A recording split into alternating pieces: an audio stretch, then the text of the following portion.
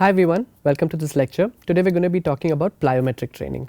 Now this is definitely a very interesting topic for a lot of coaches, trainers and even athletes out there who are watching, because plyometrics is something which involves a lot of explosive movements, and it's something which we often relate very closely to sport.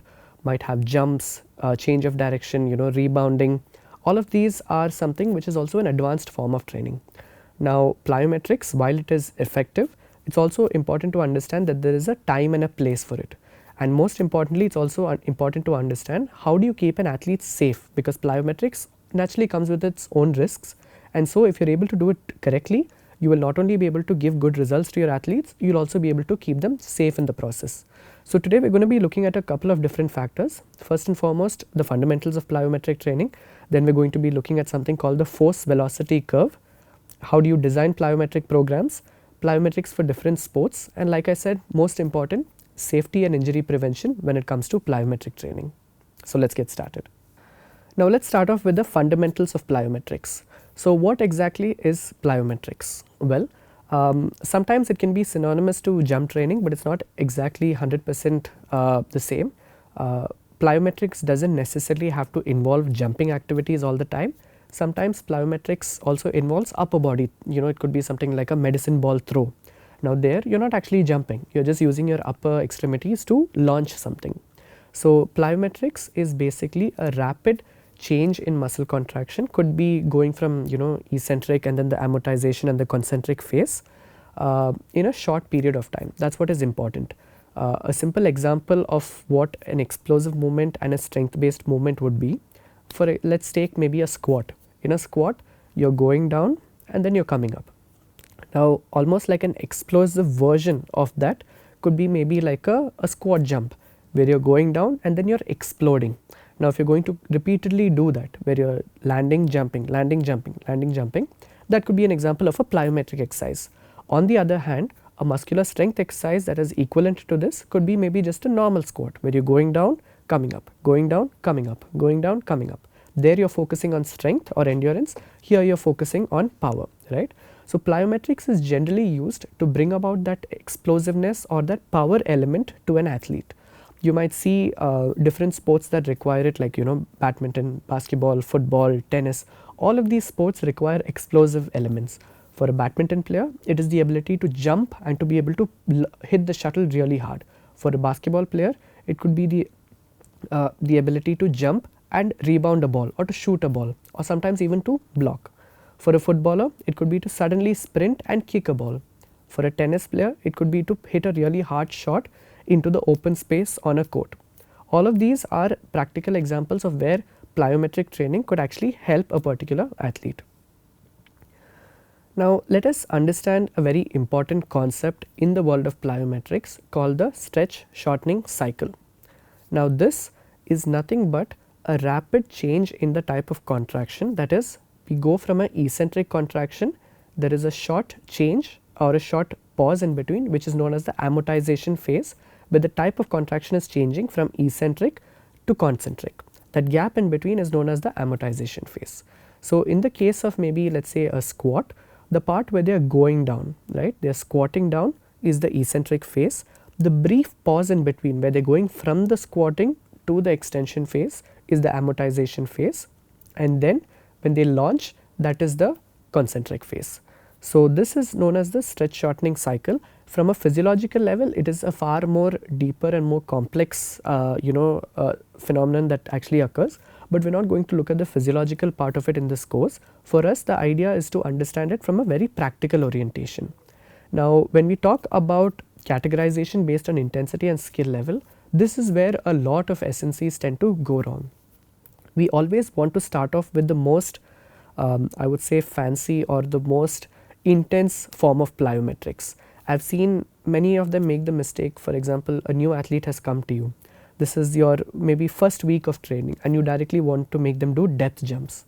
Now depth jump is one of the most advanced form of plyometrics. Why is that? Do you want to take a minute just to think about it? Well, let's take an example before we get into the specificities of a depth jump. Take a box jump for example. In the case of a box jump, let's say this is a particular platform that exists. Now you have an athlete who is jumping from this level and they are going to land on this, right? This is the box, this is the athlete from the floor, they are going to jump and land on the box. Now here, this is relatively a more I would say safer exercise, because there is not too much of landing force, because an athlete is jumping to this height, but they are landing at a platform that is relative to the height that they have jumped to. It's not that the athlete is jumping and then landing back on the floor. They are jumping and landing on a surface that is sort of not exactly, but maybe close to the height that they have jumped to. Now of course, box jumps also have their own risks. For example, if you end up taking a box that is too high, what will happen is they might jump but not reach the box, in which case they will collide with the box, they might end up scraping their shin, end up hitting their knee. All of these injuries can happen, but if done right, box jump will not have too much of a landing impact. Now on the other hand, let's take a depth jump. In a depth jump, the athlete starts from a box and then they are going to jump down. Now here, if you look at it, the amount of landing force or the impact is going to be very, very high. This is because often the height taken for a depth jump might end up being more than the maximum height that an athlete can jump. Now if I ask you who is watching this video to just do a vertical jump, I do not think any of you will be in a situation where you can jump very high but you cannot land from that height, right? Whatever height you are able to jump, you may be able to land. Maybe you might not be doing it with the perfect technique, maybe you can't do a lot of reps, but if I just ask you to do one jump, I am sure most of you can do it unless you have some sort of an injury or some issue, right? Now a depth jump, the problem is, let's say that the maximum height that an athlete can jump is, let's say, somewhere around here. For a depth jump, you might end up making them drop down from a box that is even higher than that, which means you are actually forcing the body to absorb more impact than it normally might do by just doing a normal jump. And this is exactly why depth jumps are considered very advanced. It requires a lot of training before you can actually get them onto a depth jump. But a lot of times, unfortunately, this is also an exercise which I see beginners and intermediate athletes doing, only because either the player is very excited to be doing something advanced, or the coach feels that this exercise is easier than it looks, or maybe it is just due to improper understanding of the actual mechanisms involved in different plyometrics. So keep this in mind, depth jumps are very advanced. Do not start off an athlete directly with it. In fact, even prior to going to box jumps, there are other regressions which are important to first develop. Now let's talk about the force velocity curve. The force velocity curve, as you can see on the slide, it might look a little intimidating, might look a little confusing, but let me tell you, it's very, very simple. All it is trying to do is to explain the inverse relationship between force and velocity. And what do I mean by inverse relationship? It means as the force goes up, the velocity will come down. As the velocity goes up, the force will come down. That's all it is in terms of this graph, but let's really try to understand what it means by looking at this image over here. Now let's start off by the initial part that is on the top, which says maximal strength. Now if you look at the x-axis over here, that is velocity. If you look at the y-axis, that is force. So if you look at the point where maximal strength is there, in that area the velocity is low but the force is high, which means for maximal strength the priority is on being able to generate a large amount of force. And naturally, if you sort of think about it from a very logical standpoint, if you are lifting very heavy, you will naturally be able to do it a little slower. You cannot do it at the maximum speed, right? That's how it is. Now as we go down the curve, you can see that as the velocity increases, the force production capabilities will start to come down. When we come to strength speed phase, there the velocity is a little bit higher, but the force will be a little bit lower. Then we go to power, where maybe the velocity is again a little bit higher, force comes down, then we have speed strength and then the speed. Now by the time we reach the other end, which is the speed part of it, you can see that the velocity is very, very high, which means speed, as we know, is all about quickness, right? How quickly can something be done? So as you can see over here in the graph, it is natural that when you go towards the speed part of it, the velocity is going to be very high, but because you are doing something so quickly, your body will not have enough time to generate the maximum amount of force. And so it is an inverse relationship, it is a give and take. It is not possible for anyone to be able to do something at the maximum speed and also generate the maximum amount of force. That's not possible. It is important to understand where exactly does each sport or each requirement lie within this particular graph, so that we know what type of training has to be done. Again, a common error is that for a sport that requires a high level of speed, we see that athletes are doing only maximal strength training. Now I'm not saying that is wrong. Based on your periodization cycle, there will be a place for maximal strength, but sometimes the error comes in when the only thing they're doing is maximal strength all the time, without any sort of emphasis being given on the speed factor of it. Similarly, you also see the other side of it, where for a particular sport which requires maximal strength, we spend too much of time training in the velocity part. We spend too much of time doing speed training, when that is actually not needed, because by doing speed training, remember, as per this graph, you're actually not allowing the body to fully explore its force production capabilities. And so, for a sport that requires maximal strength, during training, you're never actually reaching that level of maximal strength. So again, that's a improper understanding of what exactly this curve means and how it can affect a particular sport or thereby an athlete.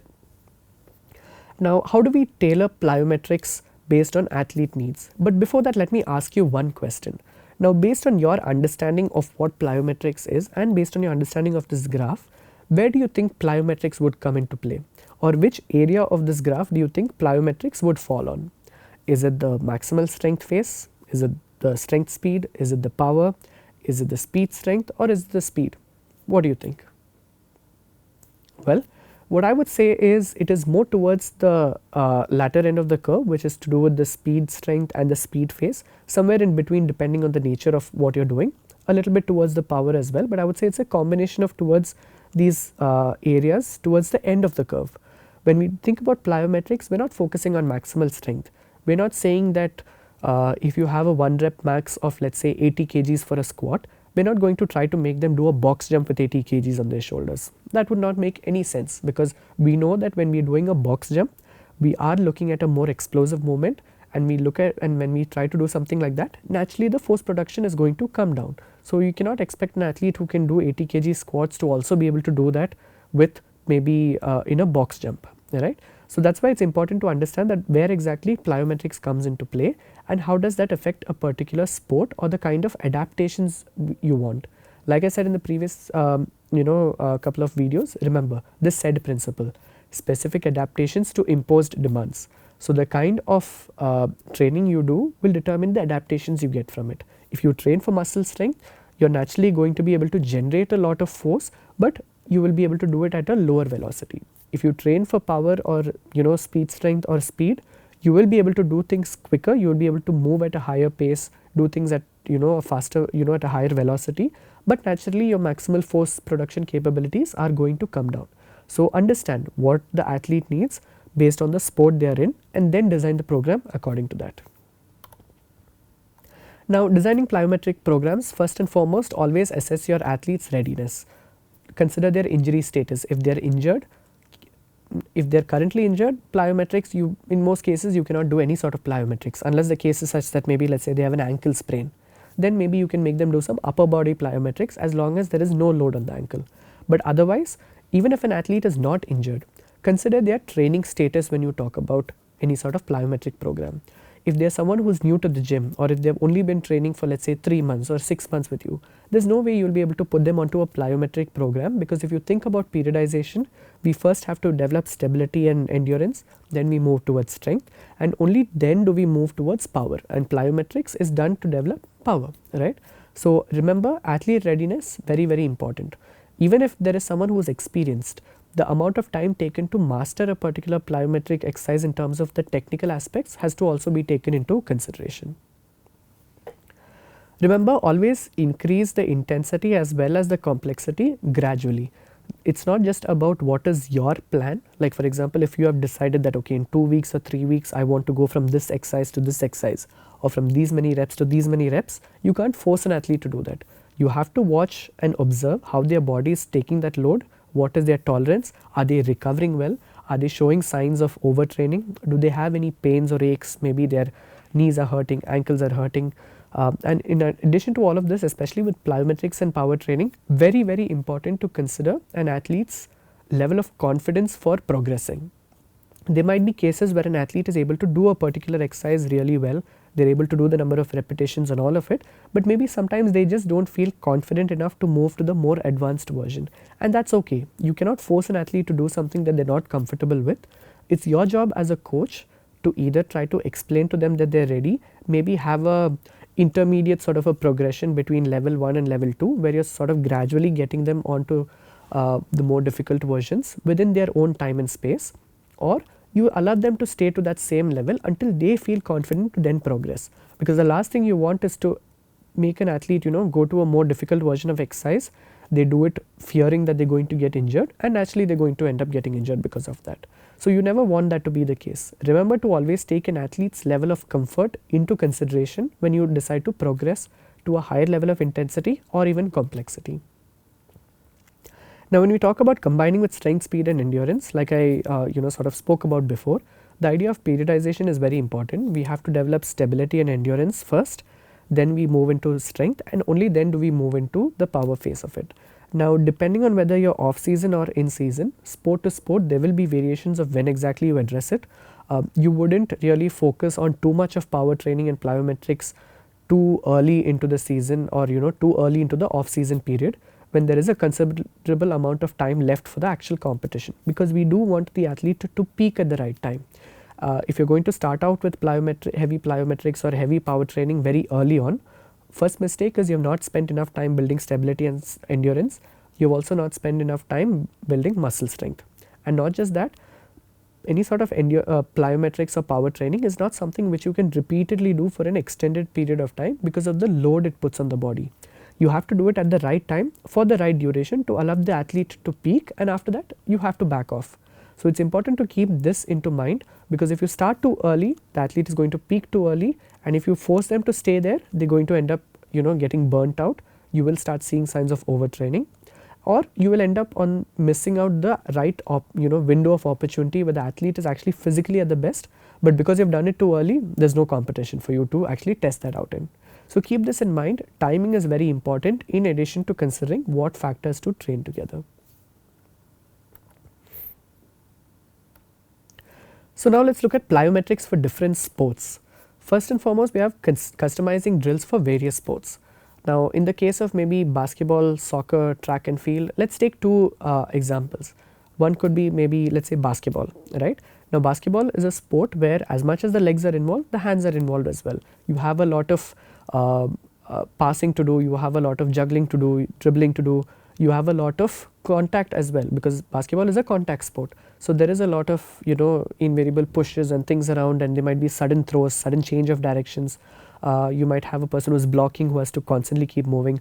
All of these involves the upper body just as much as the lower body. Now, alternatively, maybe let's look at another example, like a non-contact sport like badminton.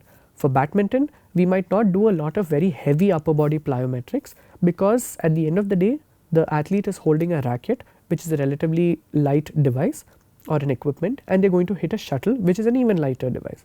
And most importantly, it's not a contact sport, right? So there is lesser injury of risk and things like that, and so we don't unnecessarily need to put the upper body through a tremendous amount of plyometrics or load. Yes, a certain amount of it can be beneficial for developing power in a smash, but a lot of times people tend to overdo it. In my own personal experience, I've seen cases where badminton players have been made to do maybe 7 to 8 kg medicine ball throws, single hand 4 to 5 kg medicine ball throws, and when I ask the trainer or the player why, they say that okay, if an athlete can throw a 5 kg ball very easily, then when they take a racket and hit a shuttle, it will seem very, very light. They'll be able to hit very, very hard. Now, if you really think about it, does this really make sense? First and foremost, the joint which is used to only holding a racket, which could be maybe 100-150 grams at best, they're hitting a shuttle which is almost nothing. You're then forcing them to lift 5 kgs. So you can imagine the difference in weight, how many more times weight they're actually lifting by throwing a medicine ball. Second thing to consider is, remember, go back to the force velocity curve, right? If they're going to be lifting 5 kgs and throwing something, will they really be able to do it at the same speed at which they're going to be moving a racket in the air when they hit a shuttle? The answer is obviously no, they cannot. So then to ask yourself is, are you really doing the right kind of training? Because one, you're lifting far heavier loads. Two, you're not even doing it at the right velocity, right? So it's important to understand that you cannot do plyometrics for the sake of doing. There is a time and a place for it, and you have to do it based on the needs of the athlete and the requirements of their sport. Examples of successful plyometric programs in different sports settings. and structuring plyometrics training over a training season. Well, a successful plyometric program, like I said, is not something which is based on a template. You can, the moment an SNC or a coach gets into the mindset that okay, I have this particular program, it's my secret program. That's a very common thing that we see. This is my program, and if you do this program, I can make you a champion, or I can make you win, or I can make you faster. Like I said, this is going to be a recurring theme throughout this course, but do not go by any sort of template based programs. Yes, of course, in your mind you can have a handful of exercises and things that come to mind when you think about plyometrics. You might have some exercises that come to mind when you think about endurance or strength, but it should never be the case where you just have some sort of a fixed template where you say that okay, these 5 exercises, 20 repetitions, 3 sets, 4 times a week, and I can make you a more explosive athlete. That should not be the case, because for every athlete, even if they are playing the same sport, even if they are of a similar age, there are other factors to consider which will require customization in a particular program. So that's why when we talk about successful plyometric programs, the most successful plyometric program is the one which is correct for your athlete. It's as simple as that. I wouldn't say that for basketball this is the program, or for badminton this is the program. Nothing of that sort. Understand the sport, understand the movements of the sport, understand where your athlete is, what is their training history, what is their injury history, where do they want to go with respect to their goals, and then design the program. If you take all of these factors into consideration, that is by far the most successful program that you can create for them. Last, like I said, safety and injury prevention when it comes to plyometrics. A number of factors. First and foremost, common risks and injury prevention strategies is the most common and the most important one is to make sure that the athlete is ready for it. Now, ready in what sense is that? Do they have enough of a training history by following a structured strength and conditioning program that has allowed them to develop sufficient amount of stability, endurance and strength? Only if they have a solid base in all of these 3 can we then look at developing any sort of power, and by doing some sort of plyometrics. If they don't have any of these, as much as their sport might require it, you have to first develop stability and endurance, then move them towards strength, and only then introduce them to the concept of plyometrics. It cannot be such that if you have a client who is a, let's say it could be maybe a badminton player who is a complete beginner. Just because the sport of badminton requires a lot of jumping and explosive movements, you cannot immediately put them onto plyometrics. You have to allow the body to go through the right cycles in order to get the right kind of adaptations, not just to enhance performance, but to also prevent injuries. So remember that some of the common risks are also, I would say, about maybe progressing too quickly, not having the right technique when you're doing it. Like I mentioned earlier, in the case of a box jump, maybe if the box is too high, the athlete might force themselves to reach a height in terms of their vertical jump that they're not used to. They might end up not reaching it. Maybe they might twist their ankle when they land, they might scrape their shin, they might hit their knee on the box. All of these things can happen. Another thing is also the importance of a warm up and cool down. Plyometrics is naturally a physically tough activity to perform. It does put a lot of load on the body, and so it's important that you do the right kind of warm up to get the body ready for this activity. You cannot get an athlete directly into the gym. They would have probably maybe, let's say, just woken up from their sleep an hour back. They've just come, they walked into the gym, they're still half asleep, and you can't be like, okay, now you're going to do 20 box jumps. No, they might still try, but it's important to remember that it is your responsibility to make sure that the athlete is ready. The athlete might not always come and tell you, no, we haven't done a warm up, let's start with that. That's not the right, you cannot expect that from an athlete. That's what you're there for, right? That's what your job is, to make sure that the athlete is able to do an effective session. And so make sure that they do the right kind of warm up. How you want to do the warm up would depend on the kind of activity you want them to do. But remember, it is important to get their body ready for the kind of training that you want them to do. Not just the warm up, but even the cool down, because the training that you're going to be doing with that athlete doesn't end with just that one session. You have to get them ready for the next session, which could be maybe, let's say, later in the day or the next day or 2 days later. By not doing a proper cool down, you're not allowing the body to gradually calm down from a physiological level, because plyometrics is generally at a high physiological stimulus activity, right? It does take a lot, not just out of the muscles and joints, but even the central nervous system, because there is a lot of activation that happens at a physiological level. So you need to allow the body to calm down, to do a good cool down. It could involve maybe doing like a quick 5 minutes slow jog, slow jogging, 5 to 10 minutes. maybe some walking, maybe it could involve some foam rolling, some stretching, shavasana, which is a very good activity to do at the end of some activity which has a high stimulus, because it helps to calm the body and the mind down. Post that, you could maybe have them do some sort of icing if there is any sort of soreness anywhere. All of these are very, very important and should be done on a regular basis. This is what is also one of the recovery techniques for post plyometrics, because plyometrics, remember, it doesn't just put load on the muscles alone, it puts a lot of load on the joints as well. And the reason for this is also because when we talk about, going back to the stretch shortening cycle, it's not just the muscles that produce force. Any sort of movement also leads to the tendons storing something called as elastic energy. Think of it as a spring. A very simple example: you have a spring.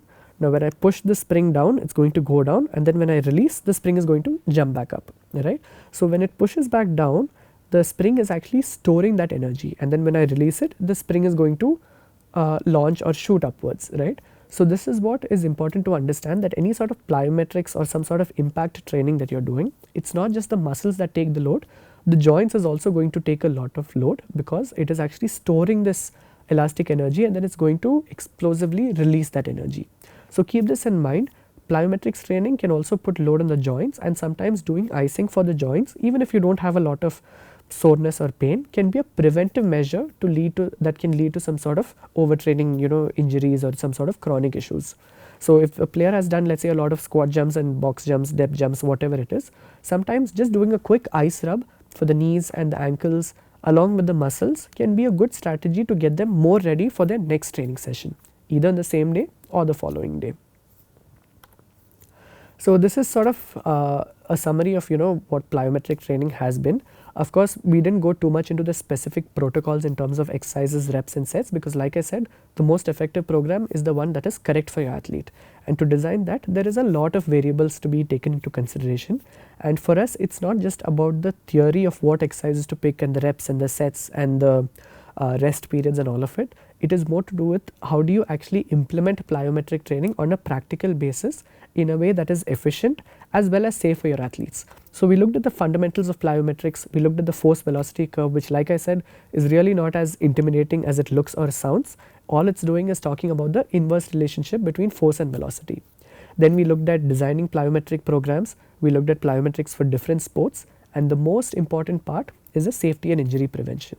Remember, an athlete who is safe can at least participate in a sport and can still play the event.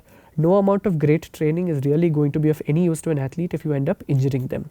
So keeping that in mind, I hope that this lecture has been helpful to you, and I'll see you in the next one.